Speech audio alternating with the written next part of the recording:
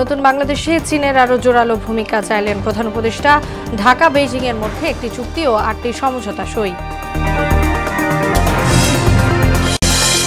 ঈদযাত্রার চতুর্থ দিনেও নারীর টানে বাড়ি ফিরছে মানুষ। বাস ট্রেনে চাপ বাড়লেও স্বস্তির যাত্রা। রাজধানীর নিরাপত্তায় ডিএমপির বিশেষ ব্যবস্থা। জাতীয় নির্বাচন নিয়ে ধোঁয়াশা তৈরি করছে অন্তর্বর্তী সরকার। অভিযোগ, রিজভির এক এক সময় এক এক বক্তব্য দিয়ে বিভ্রান্তি ছড়াচ্ছে সরকার।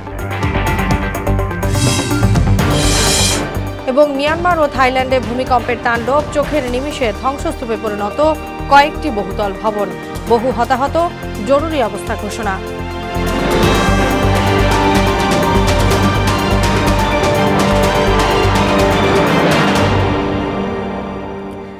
আসসালামু আলাইকুম, সবাইকে মোহনা সংবাদে স্বাগত। শুনছিলেন শিরোনাম, সঙ্গে আছি তাসনুমা বিনতে তাহের। এবার বিস্তারিত। শান্তি, সমৃদ্ধি ও স্থিতিশীলতা প্রতিষ্ঠায় চীনকে আরও জোরালো ভূমিকা পালনের আহ্বান জানিয়েছেন অন্তর্বর্তী সরকারের প্রধান উপদেষ্টা ডক্টর মোহাম্মদ ইউনূস। সকালে বেইজিংয়ে প্রেসিডেন্ট শি জিনপিং এর সঙ্গে বৈঠকে রোহিঙ্গা প্রত্যাবাসনে চীনের জোরালো ভূমিকাণ্ড চান প্রধান উপদেষ্টা। এদিন ঢাকা বেইজিং এর মধ্যে একটি চুক্তি ও 8টি সমঝোতা সই হয়েছে। বিস্তারিত জানাচ্ছেন কাজী শাহরিন। চীনের প্রেসিডেন্ট শি জিনপিং এর সঙ্গে দ্বিপাক্ষীয় বৈঠক করেছেন বাংলাদেশের অন্তর্বর্তী সরকারের প্রধান উপদেষ্টা ডক্টর মোহাম্মদ ইউনূস। স্থানীয় সময় শুক্রবার সকাল 10টায় বেইজিংয়ের গ্রেট হল অব দ্য পিপলে এ বৈঠকটি অনুষ্ঠিত হয়। বৈঠকের শুরুতে অধ্যাপক ইউনূস বাংলাদেশের জনগণের পক্ষ থেকে চীনের প্রেসিডেন্ট শি জিনপিংকে আন্তরিক শুভেচ্ছা জানান। বাংলাদেশ ও চীনের শান্তি, সমৃদ্ধি ও স্থিতিশীলতা প্রতিষ্ঠায় চীনকে আরও বৃহত্তর ভূমিকা পালনেরও আহ্বান জানান তিনি। বাংলাদেশের জুলাই গণঅভ্যুত্থানের কথা তুলে ধরে প্রধান উপদেষ্টা বলেন, এই আন্দোলন নতুন বাংলাদেশ গড়ে তোলার পথ প্রশস্ত করেছে। বৈঠকে তিনি রোহিঙ্গা সংকট নিয়েও আলোচনা করেন। মিয়ানমারের রোহিঙ্গাদের নিজ ভূমিতে নিরাপদ ও মর্যাদাপূর্ণ প্রত্যাবর্তনে চীনের জোরালো সহায়তা কামনা করেন প্রধান উপদেষ্টা। এছাড়া বৈঠকে শি জিনপিং বাংলাদেশের প্রধান উপদেষ্টা ও তার নেতৃত্বাধীন অন্তর্বর্তী সরকারের প্রতি চীনের সমর্থন পুনর্ব্যক্ত করেন। তিনি বলেন, বাংলাদেশে বিনিয়োগ উৎসাহিত করবে চীন। বাংলাদেশের উপস্থাপিত বিভিন্ন গুরুত্বপূর্ণ বিষয় চীন ইতিবাচকভাবে বিবেচনা করবে বলেও জানান তিনি। এর মধ্যে চীনার ঋণের সুদের হার হ্রাস ও পানি সম্পদ ব্যবস্থাপনায় সহযোগিতার বিষয় রয়েছে। এদিকে বৈঠকের পর চীনা ব্যবসায়ী নেতাদের সঙ্গে ইনভেস্টমেন্ট ডায়ালগে অংশ নেন প্রধান উপদেষ্টা। একই স্থানে টেকসই অবকাঠামো ও জ্বালানি বিনিয়োগ, বাংলাদেশ 2.0 উৎপাদন ও বাজার সুযোগ, সামাজিক ব্যবসা ও যুব উদ্যোক্তা এবং 3-0 বিশ্ব, এই 3টি বিষয়ের ওপর 3টি গোল টেবিল আলোচনায় যোগ দেন তিনি। এছাড়া চীনের ভাইস প্রেসিডেন্ট হান ঝেংয়ের সঙ্গেও সাক্ষাৎ করেন প্রধান উপদেষ্টা ডক্টর মোহাম্মদ ইউনূস। কাজী শাহরিন, মোহনা সংবাদ। ঈদ ছুটি পরিবারের সঙ্গে কাটাতে ঢাকা ছাড়তে শুরু করেছেন রাজধানীবাসী। ঈদযাত্রাকে কেন্দ্র করে কমলাপুর রেল স্টেশনে চাপ বাড়লেও বাস টার্মিনালগুলোতে যাত্রীর উপস্থিতি তুলনামূলক কম। দুপুর পর্যন্ত শিডিউল মেনে ছেড়েছে সবকটি ট্রেন। শুক্রবার 72 জোড়া ট্রেন রাত 12টা পর্যন্ত ছেড়ে যাওয়ার কথা রয়েছে। ইমার আসাদের প্রতিবেদন। স্টেশন ছেড়ে যাচ্ছে ট্রেন, সাথে করে নিয়ে যাচ্ছে হাজার মানুষের স্বপ্ন। বাড়িতে স্বজনদের সাথে ঈদের আনন্দ ভাগাভাগি করতেই এত আয়োজন। অধিকাংশ কর্মস্থল বৃহস্পতিবারেই ছুটি হওয়ায় কমলাপুর রেল স্টেশনে শুক্রবারে চাপ ছিল বেশি। শুক্রবার দেশের বিভিন্ন গন্তব্যে 46 জোড়া আন্তনগর সহ 72 জোড়া ট্রেন চলাচল করে। সকাল থেকে প্রতিটা ট্রেনই গন্তব্য উদ্দেশ্যে যথাসময়ে ঢাকা স্টেশন ছেড়ে গিয়েছে, কোনো ট্রেনই বিলম্বে ছেড়ে যায়নি। মোট প্রায় 72 জোড়া ট্রেন ঢাকা স্টেশন ছেড়ে যাবে। রেলপথে এবারের ব্যবস্থাপনা নিয়ে সন্তুষ্ট যাত্রীরা। শেষ দিন পর্যন্ত এমন শৃঙ্খলা দেখতে যান তারা। টাইম টু টাইম ট্রেন আসতেছে, সবকিছু সিরিয়াল মেনটেন হচ্ছে। প্রশাসনিক অবকাঠামোগুলো আলহামদুলিল্লাহ অনেক ভালোই লাগতেছে। শিডিউলটাও কন্টিনিউ হচ্ছে, অনেক আরাম লাগছে। আমরা অনলাইনে টিকিট কাটছি, তো অগ্রিম টিকিটটা কাটছি, এই জন্য আর বিভ্রান্তিতে হয় না। যেভাবে চেক করে ঢোকাচ্ছে, যদি আসলেই সেভাবে কন্টিনিউ প্রসেসটা চলে, ধরুন আমি ঢুকলাম, দেখা যায় নির্দিষ্ট 2 ঘন্টা 3 ঘন্টা পর এটা আবার ছেড়ে দিল, তাহলে তো আর হইল না। যদি এটা কন্টিনিউ প্রসেসে রাখে তাহলে আমার মনে হয় ভালো হবে। এদিকে বাস টার্মিনালগুলোতে চাপ কম, তবে শেষ মুহূর্তে যাত্রী সংখ্যা বাড়বে এমন প্রত্যাশা কাউন্টারগুলোতে। টার্মিনালে কোনো প্যাসেঞ্জার নাই, দেখছেন তো। অন্য কারণে বৃহস্পতিবারে বেশি প্যাসেঞ্জার থাকে। আজকে 2 দিন বাদে ঈদ, প্যাসেঞ্জার নাই, গাড়ি এখনো সিট খালি, প্যাসেঞ্জার ডেকেও আমরা গাড়ি ভরতে পারছি না। রেলের যাত্রী, বাসের যাত্রী, এগুলো আমার মনে হয় ভাগ করা। আপনি যে বাসে যায় সে বাসেই যাবে, যে রেলে যায় সে রেলেই যাবে, যে লঞ্চে যায় সে লঞ্চে যাবে। সড়কের ভোগান্তি মারিয়ে নিরাপদে স্বস্তিতে সবাই নিজ পরিবারের কাছে পৌঁছাতে পারবে, এমনটাই প্রত্যাশা সবার। আর আসাদ, মোহনা সংবাদ, ঢাকা।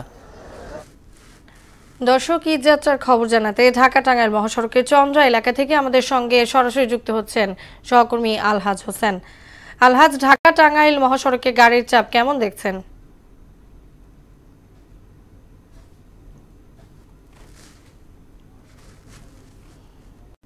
চন্দ্রা এলাকায় ঢাকা টাঙ্গাইল মহাসড়কে আসলে সকাল থেকে যে যানবাহনের যে চাপ ছিল এবং দীর্ঘ যে সারি ছিল, যানজট ছিল, কিন্তু এখন কিন্তু আগের চাইতে কিন্তু অনেকটা কমে গেছে। আপনি কিন্তু দেখাতে চাই আসলে যে দেখতে পারবেন যে ঢাকা টাঙ্গাইল মহাসড়ক যে ওভার ব্রিজের উপরে যে যানবাহন এখনো লম্বা সারি রয়েছে, কিন্তু চন্দ্রা যে নবীনগর যে মহাসড়কটি রয়েছে এই সড়কের কিন্তু যানবাহন অনেকটা কমে গেছে।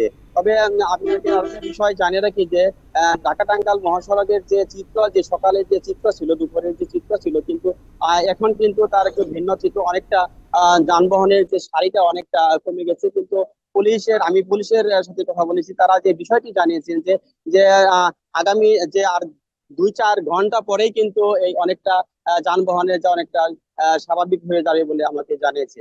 তবে আপনাকে আরেকটা বিষয় জানিয়ে রাখি যে এই আইন শৃঙ্খলা বাহিনীর তারা 22টি পয়েন্টে তারা কাজ করে যাচ্ছে, এবং যাতে করে যে যাত্রীরা নির্বিঘ্নে এবং বাড়ি পৌঁছাতে পারে। এবং এই চন্দ্রা এলাকায় ঘিরে কিন্তু এবং সিসি ক্যামেরার আওতায় আনা হয়েছে, এবং যাতে করে মলমপাটি ও ছিনতাই যাতে না হয়, এর কারণে কিন্তু তারা এবং যাতে করে শনাক্ত করতে পারে, এর কারণে কিন্তু সিসি ক্যামেরার আওতায় আনা হয়েছে।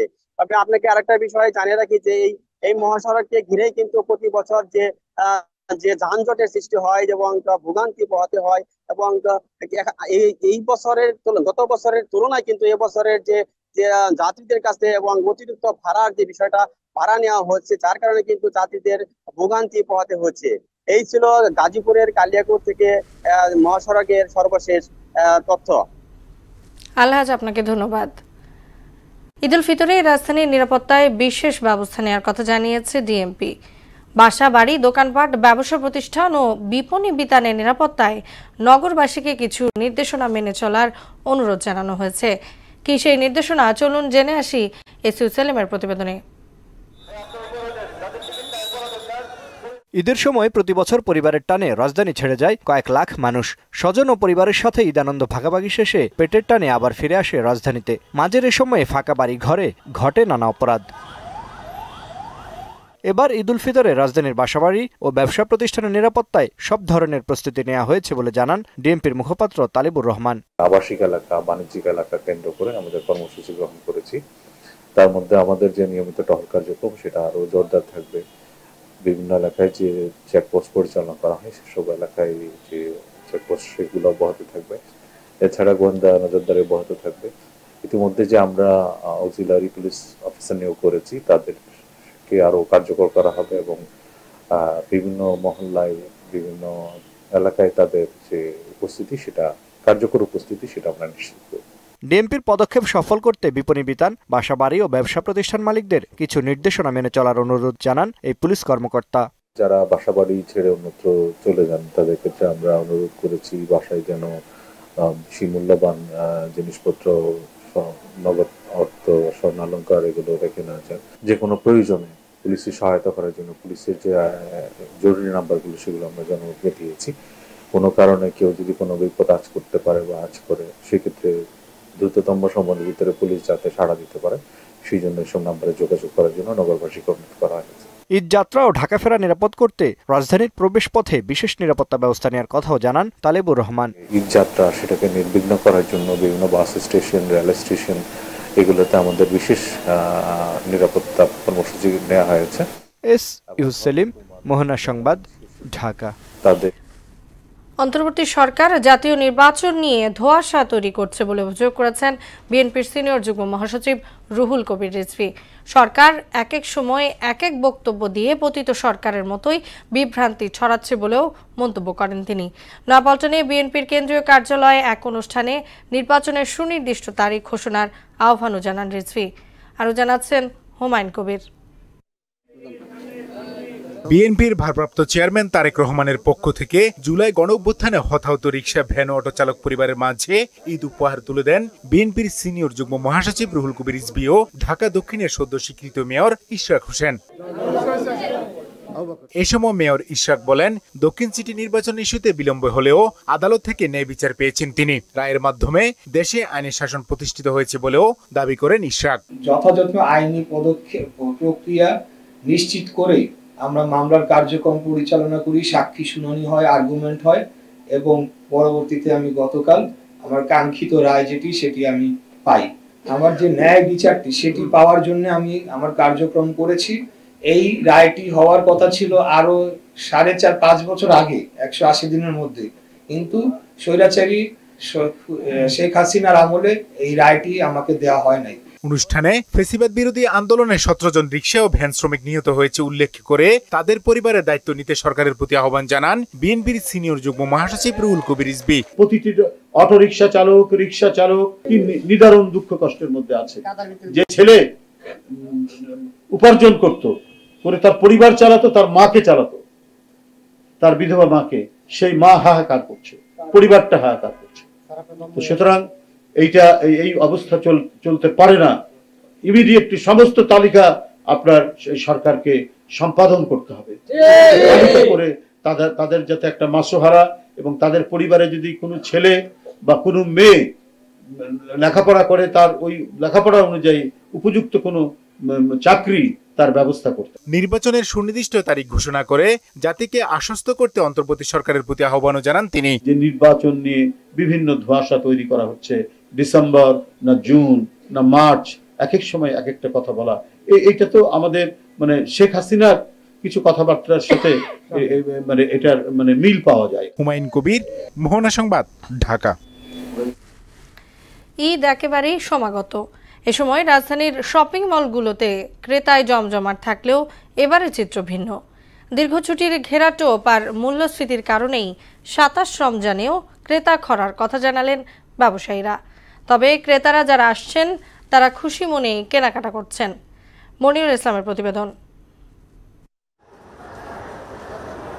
রাজধানীর অভিজাত শপিং মলের এই দৃশ্য দেখে কে বলবে এটি 27 রমজানের ঈদ বাজার? অলিক নয়, এটি বাস্তব। দাম কিছুটা বেশি গত বছরের তুলনায়, তবে মোটামুটি সব নিয়ে ভালোই আছে। ঈদ উল ফিতরকে কেন্দ্র করে 15 রোজার পরেই রাজধানীর শপিং মলগুলো জমজমাট থাকলেও ভাটা পড়তে থাকে শেষের দিকে। তবে 27 রমজানেও অনেকেই এসেছেন কেনাকাটা করতে। অনেক শপিং করা হয়েছে, যদিও আজকে তেমন কিছু না, কিন্তু এই কয়েকদিন অনেক শপিং করা হয়েছে। আজকে অনেক কিছু কিনেছি, শার্ট কিনেছি, প্যান্ট, শুজ। ভালোই লাগছে, অনেকদিন পরে শপিং করলাম। তো বাবাকে নিয়ে এসেছি জুতা কিনতে, ছেলেকে নিয়ে এসেছি জুতা কিনতে। তো এটা একটা আনন্দ, অন্যরকম আনন্দ। এই অনুভূতি ভাষায় প্রকাশ করা যায় না আসলে। আর অনলাইনে অনেকে কেনাকাটা করে, এবং আমি নিজেও করছি অনলাইনে, এবং আমি এরকম লোকালেও কিনি। এবার ঈদের পরেই পহেলা বৈশাখ, থাকবে তীব্র গরম। আর গরমকে মাথায় রেখেই পোশাক এনেছেন ব্যবসায়ীরা। চাহিদা তুঙ্গে ছিল সুতির কাপড়, টি শার্টও বিক্রি হয়েছে। কাস্টমার যতগুলাই আসে, আপনার মনে করেন একজন ঢুকলেই সে কিছু না নিক একটা টি শার্ট, পোলো শার্ট নিয়ে যায়। বাজারে অভাব নেই মানসম্মত পোশাকের পাশাপাশি কসমেটিক্স আর জুতার দোকানেও একই অবস্থা। ব্যবসায়ীরা বলছেন, একে তো মানুষের পকেটে নেই টাকা, তার উপর টানা ছুটি, তাই বাজারের এমন দশা। দেশের দ্রব্যমূল্যের দাম যেভাবে বাড়ছে, এই কারণে মানুষ খাবে না পোশাক কিনবে, এটা একটা বড় ফ্যাক্ট হতে পারে। আর এবছরে লং একটা সরকারি ছুটি আসছে, এটা একটা বড় ফ্যাক্ট। সবাই গাড়ির টানে দেশে চলে গেছে। 4 জন কাস্টমার আছে, হয়তো তারাই হয়তো একটু আসতেছে, এইটুকু, এটাই হয়তো সমস্যা হতে পারে, যে কাস্টমার খুবই কম, সকাল থেকে এরকম চলতেছে। তবে শনিবার থেকে ক্রেতা সমাগম বাড়ার আশা করছেন ব্যবসায়ীরা। মনিরুল ইসলাম, মোহনা সংবাদ, ঢাকা। দেশে বাইরের খবর। শক্তিশালী ভূমিকম্পের তাণ্ডবে লন্ডভন্ড হয়ে গেছে মিয়ানমার ও থাইল্যান্ডের ব্যাংকক। চোখের নিমিষেই ধ্বংসস্তূপে পরিণত হয়েছে বিলাসবহুল বহুতল ভবন। মিয়ানমারে মসজিদ ধসে পড়ে অন্তত 20 জন নিহত হয়েছেন। পাশাপাশি ব্যাংককে ভবন ধসে নিখোঁজ হয়েছে কমপক্ষে 43 জন। শক্তিশালী এই ভূমিকম্পের মিয়ানমার ও থাইল্যান্ডে জারি করা হয়েছে জরুরি অবস্থা। বিস্তারিত কাজী শাহরিনের ডেস্ক রিপোর্টে। মিয়ানমারে ও থাইল্যান্ডে শক্তিশালী ভূমিকম্প আঘাত হেনেছে। শুক্রবার দুপুরের দিকে এ কম্পন অনুভূত হয়। মার্কিন যুক্তরাষ্ট্রের ভূতাত্ত্বিক জরিপের মতে এর মাত্রা ছিল 7.7। মিয়ানমারের সাগাইং শহর থেকে উত্তর পশ্চিমে ভূমিকম্পটির উৎপত্তি। ভূমিকম্পে মিয়ানমারের রাজধানী নেপিডোর বিভিন্ন সড়কে ফাটল দেখা দিয়েছে। মান্দালয়, নেপিডো এবং অন্যান্য এলাকায় ধসে পড়েছে বেশ কয়েকটি ভবনও। এছাড়া টাঙ্গুতে একটি মসজিদ ধসে পড়লে বহু হতাহতের খবর পাওয়া গেছে। এর পাশাপাশি মিয়ানমারের ইরাবতী নদীর ওপর ব্রিটিশ ঔপনিবেশিক আমলে নির্মিত ঐতিহ্যবাহী আভা সেতুও ধসে পড়ে। বিশেষজ্ঞরা বলছেন, গত 20 বছরে মিয়ানমারে এত বেশি তীব্রতার ভূমিকম্প হওয়ার নজির নেই। এদিকে ভূমিকম্পে থাইল্যান্ডের রাজধানী ব্যাংককে একটি নির্মাণাধীন 30 তলা ভবন ধসে পড়ে যায়। এতে এখন পর্যন্ত 43 জন নিখোঁজ হয়েছেন। আহতের সংখ্যাও অনেক। ভূমিকম্পে ব্যাংককে আরও বেশ কিছু ভবনে ক্ষয়ক্ষতি হওয়ার খবর পাওয়া গেছে। ভূমিকম্পের পরপরই থাইল্যান্ড ও মিয়ানমারে জারি করা হয়েছে জরুরি অবস্থা। কাজী শাহরিন, মোহনা সংবাদ। পবিত্র জুমাতুল বিদা উপলক্ষে বায়তুল মোকাররমে জুমার নামাজ আদায় করেছেন ধর্মপ্রাণ মুসল্লিরা। পবিত্র রমজানের শেষ জুমার দিনে মুসলিম উম্মার সমৃদ্ধি, ঐক্য ও মুক্তি কামনায় বিশেষ দোয়া করা হয়। নামাজ আদায় শেষে ফিলিস্তিনে ইসরায়েলি আগ্রাসন বন্ধ ও স্বাধীন ফিলিস্তিন ভূখণ্ডের দাবিতে বিক্ষোভ করেছে কয়েকটি সংগঠন। আরও জানাচ্ছেন ওবায়দুল হক মারুফ।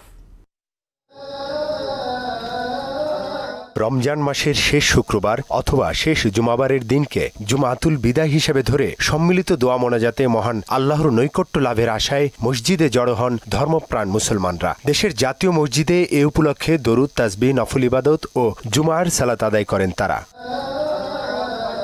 জুমা আদায় শেষে ফিলিস্তিনে ইসরায়েলি আগ্রাসন ও ন্যাক্কারজনক গণহত্যার প্রতিবাদ জানিয়ে বিক্ষোভ করেছে কয়েকটি সংগঠন ও সাধারণ মুসল্লিরা।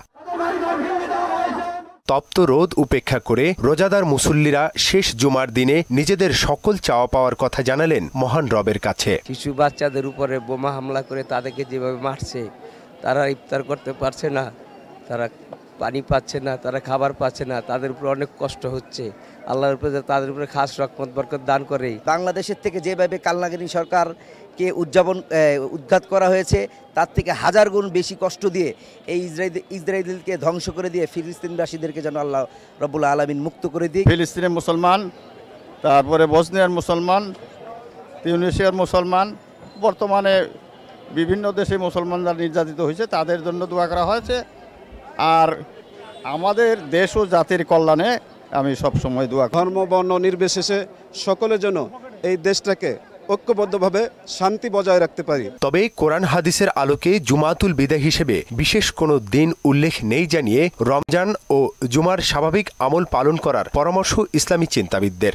ফিলিস্তিনে ইসরায়েলি আগ্রাসন বন্ধের দাবি জানিয়ে আজ জুমাতুল বিদায় বাংলাদেশ থেকে লাখো মুসল্লিরা বিশ্ব শান্তি কামনায় মহান আল্লাহর দরবারে দোয়া প্রার্থনা করেছেন। ওবায়দুল হক মারুফ, মোহনা সংবাদ, ঢাকা। বিএনপির ভারপ্রাপ্ত চেয়ারম্যান তারেক রহমানের নির্দেশে নোয়াখালীর সোনাইমুড়ির আমিষাপাড়া ইউনিয়নের আবিরপাড়াতে বিগত আওয়ামী লীগের শাসনামলে হতাহত পরিবার ও স্বজনদের মাঝে ঈদ উপহার বিতরণ করা হয়েছে। বিকেলে আবিরপাড়া বাজার ঈদগাঁও মাঠে ঢাকা মহানগর দক্ষিণের সাবেক যুবদল সদস্য, বর্তমানে আমেরিকা প্রবাসী মাসুদ রানার সুলতান আহমেদ ফাউন্ডেশনের উদ্যোগে এই ঈদ উপহার সামগ্রী বিতরণ করা হয়। ভার্চুয়ালি যুক্ত হয়ে অনুষ্ঠানে উদ্বোধন করেন বিএনপি চেয়ারপারসন উপদেষ্টা ও সুপ্রিম কোর্ট আইনজীবী সমিতির সভাপতি ব্যারিস্টার AM মাহবুব উদ্দিন খোকন। দেশের বাইরের আরও খবর। গাজায় ইসরায়েলি প্রাণঘাতী হামলায় গত 24 ঘন্টায় আরও 40 ফিলিস্তিনি নিহত হয়েছেন। এতে করে উপত্যকাটিতে প্রাণহানি ছাড়িয়েছে 50,200। এছাড়া যুদ্ধবিরতি লঙ্ঘন করে দক্ষিণ লেবাননেও হামলা চালিয়েছে নেতানিয়াহু সেনারা। এই হামলায় আরও 6 লেবানিজ নিহত হয়েছে। এদিকে জাতিসংঘের মানবাধিকার বিষয়ক সমন্বয় কার্যালয় OCH এর তথ্য মতে গত এক সপ্তাহে গাজায় 82% মানবিক সহায়তা কার্যক্রম ইসরায়েলি সেনাবাহিনীর কারণে বাধাগ্রস্ত হয়েছে। এতে জরুরি সরঞ্জাম ও জ্বালানি সরবরাহ বন্ধ হয়ে গেছে। ফলে তীব্র খাদ্য সংকট ও পুষ্টিহীনতার আশঙ্কায় রয়েছে হাজারো ফিলিস্তিনি।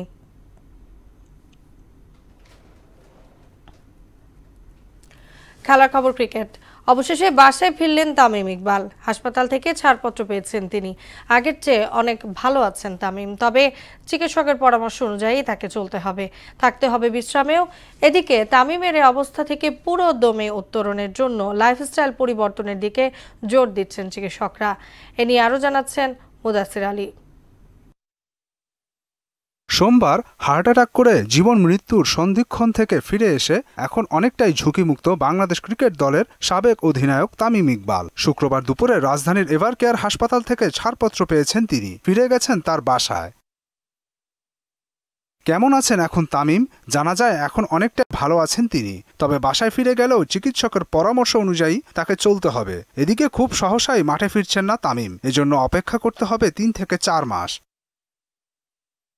এই 3-4 মাস হৃদরোগ বিশেষজ্ঞদের পর্যবেক্ষণে থাকবেন তামিম। তারপরেই তার অবস্থা বুঝে ব্যবস্থা নেয়ার পরামর্শ দেবেন চিকিৎসকরা। অর্থাৎ স্বাস্থ্য ঝুঁকি কমলেও কোনো প্রকারের চাপ নিতে পারবেন না তিনি। তাই তামিমকে আপাতত বাসায় বিশ্রামেই থাকতে হবে।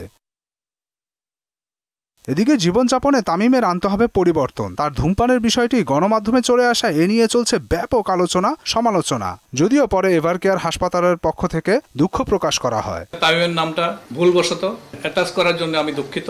কিন্তু আগামী কয়েক মাস চিকিৎসক ও স্বাস্থ্য বিশেষজ্ঞদের পরামর্শ অনুযায়ী খাওয়া দাওয়া থেকে শুরু করে তামিমের সবকিছুই চলবে রুটিন মাফিক, নতুবা আবারও হৃদরোগের ঝুঁকি বেড়ে যেতে পারে বলে জানিয়েছেন চিকিৎসকরা।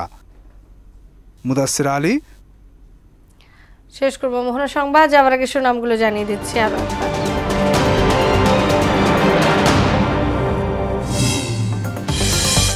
নতুন বাংলাদেশে চীনের আরো জোরালো ভূমিকা চাইলেন প্রধান উপদেষ্টা। ঢাকা বেইজিং এর মধ্যে একটি চুক্তি ও 8টি সমঝোতা সই। ঈদযাত্রার চতুর্থ দিনেও নারীর টানে বাড়ি ফিরছে মানুষ। বাস ট্রেনে চাপ বাড়লেও স্বস্তির যাত্রা। রাজধানীর নিরাপত্তায় ডিএমপির বিশেষ ব্যবস্থা। জাতীয় নির্বাচন নিয়ে ধোঁয়াশা তৈরি করছে অন্তর্বর্তী সরকার। অভিযোগ রিজভির, এক এক সময় এক এক বক্তব্য দিয়ে বিভ্রান্তি ছড়াচ্ছে সরকার। এবং মিয়ানমার ও থাইল্যান্ডে ভূমিকম্পের তাণ্ডব, চোখের নিমিষে ধ্বংসস্তূপে পরিণত কয়েকটি বহুতল ভবন, বহু হতাহত, জরুরি অবস্থা ঘোষণা। এই ছিল মোহনা সংবাদে। পরবর্তী সংবাদ রাত 12:30টায়। মোহনার সবশেষ খবর জানতে ভিজিট করুন www.mohana.tv। সংবাদ দেখতে পান ফেসবুক ও ইউটিউবেও। এতক্ষণ সঙ্গে থাকার জন্য সবাইকে ধন্যবাদ।